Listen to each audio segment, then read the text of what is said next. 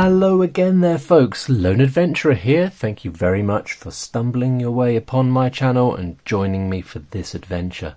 Today I'm going to be taking a look at this promo mini zine which I've been sent to help promote the Flight of the Chimera, which is issue 6 of the Talamander Fantasy Gamebook magazine. I'm just going to pop this to one side for a moment and we will be just having a very quick look at some previous issues so you can see what they really look like.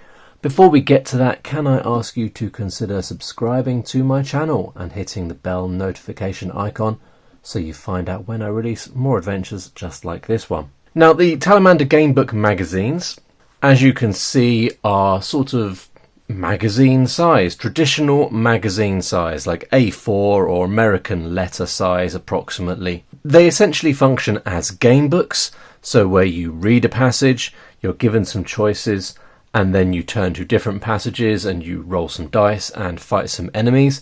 But they are a little bit more sophisticated than that, and they are something which sort of makes me feel very nostalgic for things like the Fabled Lands books and the Fighting Fantasy books. The Talamander magazines share not only mechanisms with these games, but they also carry on the spirit of these games and are as fun, in my opinion. I should say before we go any further that you should take my opinion with a pinch of salt, because as the series of Talamander magazines have progressed, I have become somewhat involved in them because I draw maps that appear in these zines. So this here is Curse of the Red Reaver. This is issue 5. The next magazine that is going to be launched on Kickstarter is issue 6, and it follows straight on from the events of issue 5. So probably if you haven't read this and you're a real stickler for spoilers, maybe you know you're going to get it already, it might not be the best idea to watch this video. So Curse of the Red Reaver. I'll just give you a quick look inside so you can see quite how sophisticated the character sheet is by this point. I think it's sort of added various mechanisms and things to track as we have gone through the issues. So back when it was issue 1, I think that this sheet was a little bit more straightforward. So we start off here with a previously. So this is a summary of what happened in the other issues. So you follow the same character, I believe, all the way through. So in issue 1, your mother and sister are murdered by raiders and your home burned to the ground. By a miracle, you survive and your search for revenge, and your missing father takes you to Fang Mountain in the lair of the raiders. I won't read any further. Then we've got a couple of pages of rules. Then we've got a very nice looking map there, if I do say so myself. And then you're into your traditional numbered paragraphs which lead to each other. If you want to do this, turn to this page. If you want to go there, turn to that page. That sort of thing. And this issue here is similar to the other ones in terms of the length, and it's got somewhere in the region of 300 entries. So that's issue 5. You can get all of the issues, I think, every time that Tim, maybe I should have mentioned the name of the designer, it's Tim Brown, I forgot to mention his name, I think. Each Kickstarter that Tim runs, he provides opportunities to gain previous issues. So in the previous Kickstarter, and no doubt in the one coming up, Tim will be including these bumper issues. Each one contains 2 previous issues. So this one contains issues 1 and 2, and this one contains issues 3 and 4. So they're probably a little bit more robust than the original ones, and they're very cool. So there you go, that's issues 1 to 5, but obviously we're going to be focusing on issue 6, or the promo for issue 6. So I believe this little zine is an abbreviated edition just covering chapter 1 of issue 6, the Flight of the Chimera. So we've got some preset stats here. We've got the Redeemer, which I believe is our magic awesome sword, and then we've got a little area here for tracking a couple of other things. And I think the family luck points, which you would be carrying over from your previous game if you were playing through the books in order. And we start off with 4 family luck points in this little promo zine. So we are going to get straight into it.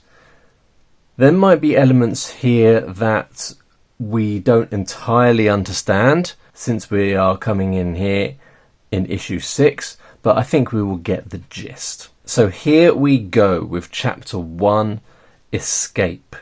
With a cry of rage, the Red Reaver directs a blast of deadly vermilion energy towards your retreating figure.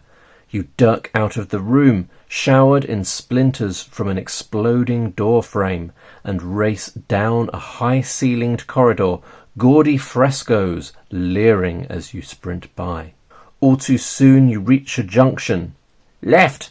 one of the mystic stones cries from your clenched fist. "Is that Alf?" "Right!" the other shouts. "That was Bert." "No, left!" The all-seeing, all-knowing mystic stones, sentient rocks, unlikely friends, and sometimes providers of good advice. Will we turn left or right? So are we going to go with Alf or Bert? So there's not much to go on here, so I guess it's just a random decision. I think I'm going to go with Bert and turn right. And to do so, we're going to turn to entry 20. You turn right into the longest corridor you've ever seen. "Oh no, we've had it!" Alf cries. You push yourself, sprinting forwards, legs aching, desperate to get away from the red nightmare hunting you. You sense danger. So if you read the words "you sense danger," that means that this could end in your death. So we're going to roll 2 dice. If we roll equal or under our agility, we'll turn to 11, and if it is over, we're going to turn to 2. So let's have a quick look at our character sheet. Our agility is 8, so presumably we're hoping to roll under. We're going to be rolling 2d6, and we have rolled 4. So I think that's probably good. We're going to turn to 11. So we've got an illustration here. Poor Meg. I think all of the illustrations are drawn by Tim, the designer of the game. You can feel the whisper of the Reaver's breath on your neck as you run down the corridor, through an archway and into the gardens, startling 2 peacocks. They squawk and are lost to the red mist. You feel a moment of guilt as they slow him down, glad it was them and not you. At the end of the garden, the safety of the cave beckons. You just have to climb the steep hill first. The mist slowly transforms into the face of the Reaver, a huge, nightmarish head, mouth agape, intent on swallowing you whole. Dreams infuse these lands. The very earth is loaded with spent desires and disquieted yearnings, the giant Reaver head says. Pity poor Meg, fetching garrowflax weed, slips and breaks her ankle, lost in the tall grass, calling out, but no one hears. Her despair bleeding into the soil, and now a nightmare made real, he says, eyes like blazing coals. The ground trembles, and bony fists punches through the soil. 2 long sinewy arms grasp the earth as the wretched creature pulls itself free.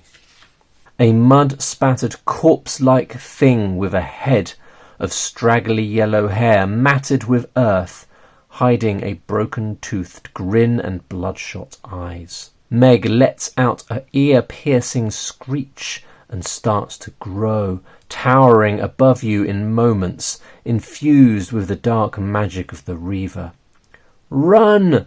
The sudden voice of Briar the plant elemental echoes in your skull. So some of these characters have been introduced in previous issues. So Briar was introduced in a previous issue, is a powerful ally, a forest elemental. The Mystic Stones, obviously, who told us to go left and right, were introduced in the previous issue, as was the Red Reaver, who was the big bad in the issue 5. Vines snake out of the cave above, and you know that Briar is coming for you. With the last moments of your reserves, you power your way up the hill. Poor Meg, moments behind you. Then a vine wraps around your middle, and you're dragged at great speed towards the cave. Meg screams in frustration, but there's nothing she can do. As you pass into the welcome shadows of the cave, the entrance seals itself with a barrier of blue magical energy. For now, you are safe. Travelling by vine, you are taken down a bewildering number of tunnels, trusting Briar to lead you true. Turn to 25. Vines fill the cavern, snaking from the bulbous head of the plant in front of you. It tried to eat you once, but it's currently possessed by Briar, the plant elemental you befriended in Fang Forest. You had a lucky escape, friend, Briar says in the booming voice of the plant. The Red Reaver is abroad, possessing a body for the first time. His actions outside the dream will be catastrophic. From the shadows, others emerge. Briar's crew are an odd mix of pirates and miners, including a large white bear and a hobgoblin in beachcomber rags. The white bear steps forward, dressed like one of the pirates from the Burning Moth ship. That is the pirate ship from the previous issue. He holds up his paws as he approaches. I know. Don't hold the attire against me. I'm a reformed character. Bill Vermin at your service, Bill says, with an awkward bow. With no introductions, the motley crew set off down a dingy corridor. You hesitate and look towards Briar. When the Reaver reaches me, you don't want to be under the mountain, she says ominously. If you get lost, follow my roots. As you catch up with the Briar's crew, the hobgoblin turns and greets you. Name of Rasnal, currently part of the crew. Exciting times, she says, her bottom lip jutting forward, pushed out by two striking white tusks. Then the mountain quakes, and you stagger to one side, steadying yourself against cold stone. Hurry! The Reaver has breached our defences, Rasnal says, stepping back, then cries out, a red stain slowly spreading up her arm. She tries to brush it off, but it's too late. In seconds, the hobgoblin is transformed into a slave of the Reaver. With each body I take, I grow stronger, Rasnal Reaver says.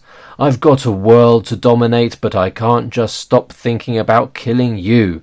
And with that, Rasnal Reaver snarls and bounds towards you.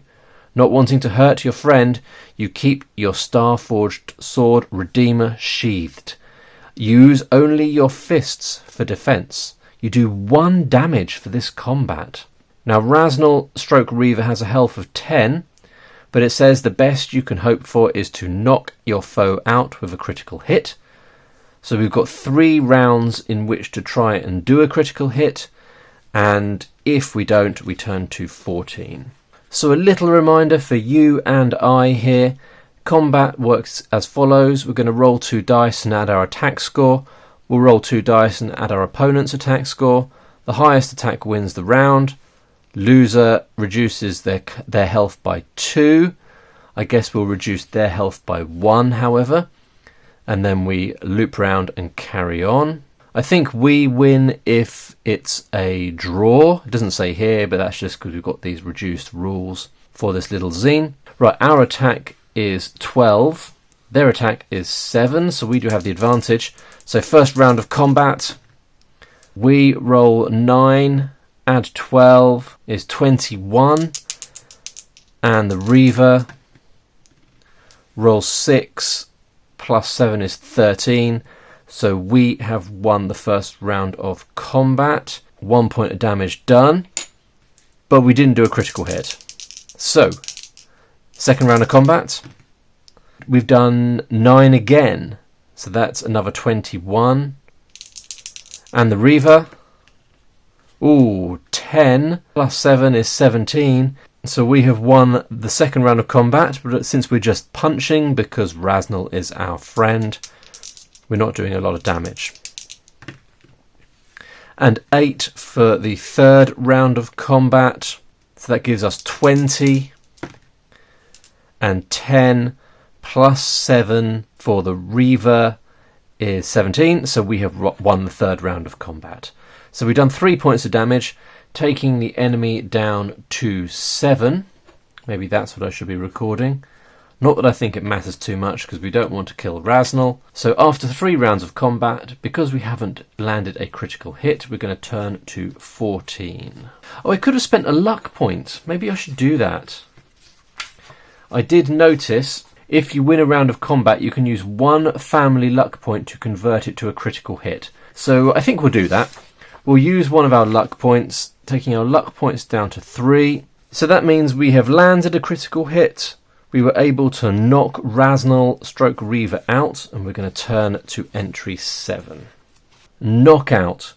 Raznal's eyes roll up into her head, and you quickly catch her falling body before she injures herself. The Reaver's influence seems to falter, and turquoise streaks start to break out within the red. Raznal gasps and sits up. Take my hand, we have one chance. The hobgoblin reaches a shaking blue left hand forward towards you. Then her right hand jerks awkwardly in your direction, reds and blue roiling across her skin, fighting for dominance. Will we take her blue left hand or her right red hand?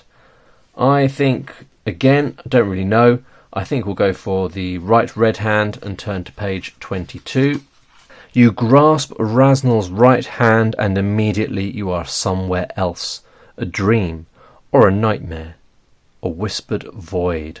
Strange, misshapen creatures rear up in front of you. Creatures of claw and fang, wolf-like, with hardened skin-like armour, spikes jutting out at odd angles. Raznal is here, free of the Reaver's influence. She lets out a whimper, but you are made of sterner stuff.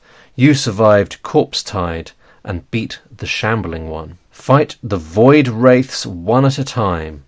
Bestiary bonus applies. Right, so we've got an astral berserker and a keeper of the claw to fight. And the bestiary bonus, I'm sure I saw a note of that somewhere here. So we add +2 to our attack for this combat. Alright, so here we go. We're going to fight the astral berserker first. So we're adding on our attack +2, so we should be able to make easy work of these folks. So that's 6 plus our attack, which I think was 12, yes. So that is 18, +2 is 20. And the Astral Berserker has 8 plus 6, which is 14. So we have comfortably won that one. Now, how much damage do we normally do? I guess we're using our regular sword now, right? Redeemer? I mean, yes, we're in a dream, but there's nothing to say we can't use our regular sword Redeemer, and Redeemer does 4 points of damage. So that's the Astral Berserker down to 4. Next round of combat. Oh, well, that's not going to be easy to beat, is it? So we've rolled 11 plus 12 plus 2, which I think is 25, and I don't think the Astral Berserker can reach that. So the Astral Berserker is down to 0. Then the Keeper of the Claw steps up and we attack. So that's 9 plus 12, 21, plus 2 is 23.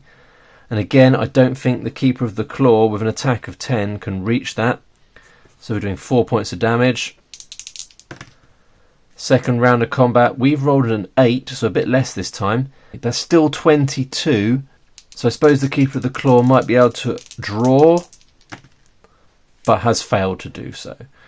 So down to 0, and we have defeated both enemies. If you win, Redeemer draws in the last of their life force. During your battle, 2 pathways have appeared, branching out between the shifting colours. Will we take the tree-lined path with grass growing between the cobbles, turn 9, or the muddy track, pitted with large puddles? Turn to page 6. We'll go to page 9, down the tree-lined path. You haven't gone far when you reach a young lady dressed in brown robes, digging in the middle of the cobbles. You cough politely and the lady stops digging and turns. You gasp in surprise. "What?" Wenna says irritably.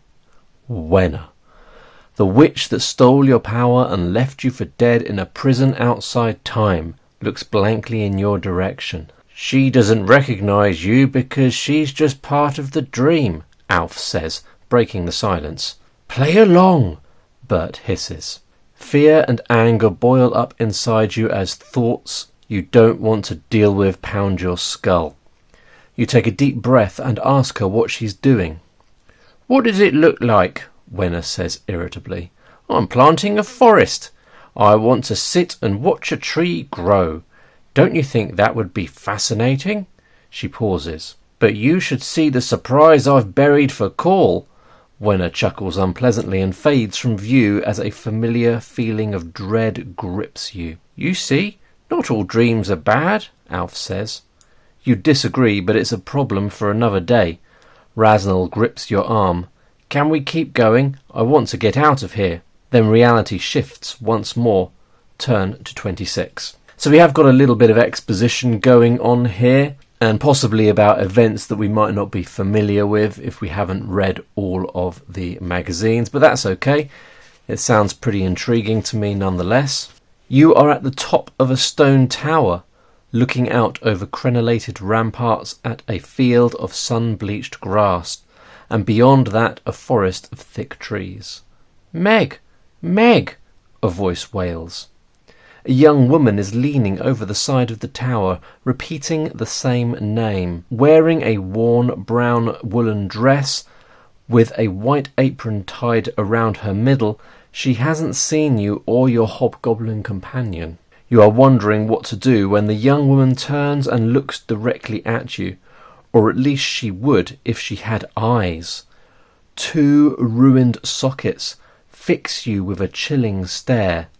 Rasnell lets out a cry and hides behind you. "She only went to fetch Garrowflax. We looked every day and never gave up." She steps forward and grasps your shoulders, sharp nails digging into your flesh. "Beth, who are you talking to?"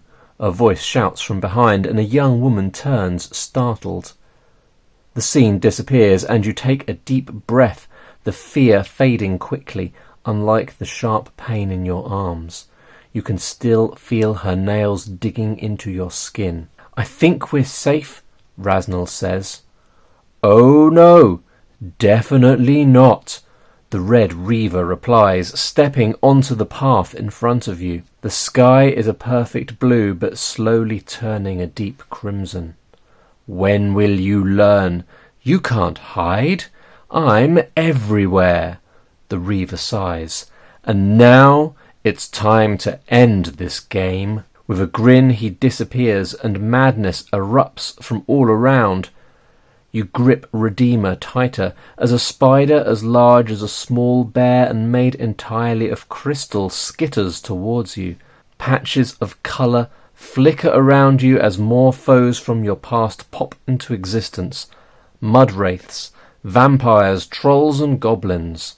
Time to get out of here. So we've got options. Will we run towards a copse of lavender-tinged trees, or the ruby mansion in the distance? I think we'll go for the copse of trees, so we'll turn to page 21. You sprint towards the trees. The branches sway to an imaginary breeze, and as you enter the copse, you feel at peace, the sound of your enemies suddenly far away. Dirk stands in front of you, arms crossed and frowning. You stop running and hold your breath. The wiry-haired man in front of you looks the same as he did when you last saw him at Corpsetide. So this is another character from our past. But saving the world from the Shambling One did not come without cost. His son was killed, and Dirk himself was devoured by the demon, wasn't he? Well, "Aren't you going to introduce us?" Bert says, breaking the awkward silence. "What can you say? Dirk blamed you for the death of his son, and you never got a chance to explain." You glance away, suddenly feeling the need to apologise. "Sorry." Such a small word. Dirk fades away, the scowl never leaving his face. Was that real? "Coming through!" Rasnell bellows behind you, a small army in her wake. She barrels into you and you both tumble down. Turn to 16. You're back in the mountain tunnels. Was that a dream or something else? Rasnell appears next to you, free of the Reaver's influence. She pats herself down, then looks at you, a relieved grin on her face, then falters. "Why is it so light down there?" she says, pointing down the tunnel ahead. You can hear the clash of steel and angry cries. A battle is taking place. The crew are fighting for their lives against an army of crimson-conjured creations. Orcs and goblins stand shoulder to shoulder with skeleton warriors and lizard men. "Get stuck in!" Bill Vermin shouts over to you above the fighting. A few of the Reaver's army glance across and peel off in your direction. Thanks, Bill. Rasnell plants her feet and gets ready to swing her club. You grip Redeemer and brace yourself. Bestiary bonus applies. So we get that +2 again. And we're fighting a 2-headed barbarian. We've got one of Tim's illustrations here. So here we go. So rolling for our attack, and that's quite low. So 3 plus our attack bonus, which is 12, so that's 15. So 17, including the bestiary bonus. 17 for us. That's 10 plus 10 is 20. So that means that we have taken some damage for the first time. So we have taken 2 points of damage, which takes us down from our starting score of 20 down to 18. Let's have another go. So a bit better this time. We've rolled an 8. So that gives us a total of 8 plus 12 plus 2 is 22. So the 2-headed barbarian would have to roll 12 in order to equal us.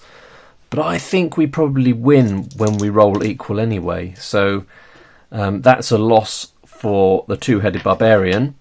And we're using Redeemer here. And Redeemer does 4 damage. So that's going to take the 2-headed barbarian down to 8 points of health. Attacking again, we've rolled a 7. That gives us 21. And the 2-headed barbarian has rolled an 8, which gives them 18. So that's another hit. One more and they'll be done. Hang on, we've just rolled an 8, but with doubles. Doesn't that mean we get a critical strike? Okay, it doesn't say here what a critical strike actually does, I don't think. Apologies if I've missed it. No doubt that information is in the main zine, but the fact of the matter is, I think we're going to win anyway. So they've rolled a 9, so we have a larger attack score. I'm not going to work it out, but it's enough to take the 2-headed barbarian out of the picture. We have 1, so we're going to turn to 27. With a final cry, the 2-headed barbarian powders to dust, leaving a pile of crumpled animal skins. An unspoken command ripples through the Crimson Army. They step to one side as a dark shape stoops and enters the cavern from a side tunnel. You recognise the mud-spattered corpse-like Meg. Power crackles through her enlarged frame. She seems bigger than before. Her head brushes the top of the cavern and her enormous hands, like anchors, swing left and right, taking chips from the rock walls. Meg looks around the cavern as friend and foe shrink back from her fearsome aura. "You!" Meg says, pointing a bony finger directly at you. You're reminded of the Maiden of Fang Forest in a similar pose, and a sliver of fear chills your spine. "Remember the tower!" Rasnell shouts out. Meg twists in her direction, lank hair slapping against her corpse-white shoulders. A memory of Beth, the young woman at the top of the tower, calling for her friend, never abandoned, still loved. You call out the name of Meg's friend, and you once again have her attention. She takes a step towards you and everyone shrinks back, trying to disappear into the rock. You stand your ground. Will you tell her that she is loved, that Beth never abandoned her, or that she's not real? That last one seems like a bad idea. I'm going to tell her that Beth never abandoned her. Turn to page 23. Beth? Meg says incredulously. If anything, she looks angrier. The soil, take her! You tell her Beth never gave up and searched every day of her life. Meg sneers. Why should I believe you? You can believe me, Beth says, appearing in the cavern, dream and reality once again colliding. I never gave up on you, and I never will. Beth walks towards her old friend. As she does, Meg shrinks, no longer a corpse, but the woman she was. They embrace and vanish. Turn to 10. The stunned silence is broken by an armoured reptile, scales rippling as he hefts a large scimitar in both hands. He lets out a roar of challenge. A falling boulder squashes him flat as the mountain once again shakes violently, dangerous cracks appearing in the cavern walls. Run, Bill says, and alongside the crew you sprint out of the cavern, making your way desperately out of the mountain. The cries of your enemy are cut short as tumbling rocks fill the tunnel behind you. Have you ever run faster than you're running now? Not for the first time you find yourself trying to escape a mountain trying to bury you. Huge fissures are opening in the rock, and the crew are no longer looking out for you, desperately trying to survive this flight. Someone screams and disappears down an ever-widening gap in the path ahead. You keep going and leap. You sense danger. Roll 2 dice. If you roll equal or under your agility, turn to 28. If it's over, turn to 3. So our agility is 8. We've rolled 6, which is under. I think that's probably good news. 28. For a moment you are suspended in the air over an ever-widening gap. Then your feet hit rock, and you push on, not daring to look back. Light ahead. Sunlight this time. Rocks are falling all around, and you stumble as a loud crack announces the world tilting to the left. It's coming down! Someone shouts. You keep going. Out into daylight. Out into thin air. Arms pinwheeling, you fall and land in water far below. Disorientated, you follow your air bubbles until you break the surface. The crew are all around you, gasping and bobbing like corks. The mountain shudders once and then quietly implodes, sending up a cloud of dust and smoke that blots out the sun. Over here, a voice shouts, and you notice the ship for the first time. A proud vessel of onyx timber and polished iron. Sails tied tightly to the mizzen and foremast, snapping in the crisp, salty air. A plate riveted to the hull reads Chimera. You grab a rope as it unfurls from the deck and the crew pull you up. Welcome aboard, Bill Vermin says. To be continued in Talamander. So this is an abridged version of the first chapter. The full Gamebook magazine will have 320 sections. A bonus 50-section mini-adventure will be included as well. And there'll be a poster and more goodies in addition to that. So that is the little sneak preview there of Flight of the Chimera, which is issue 6 of Talamander Gamebook magazine.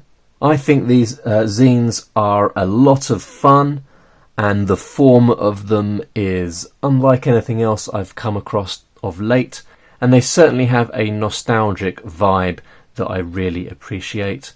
At time of releasing this video, the Kickstarter is running. If you just need this one issue, I think it's like £10. If you need to get copies of all of them, it's really quite affordable.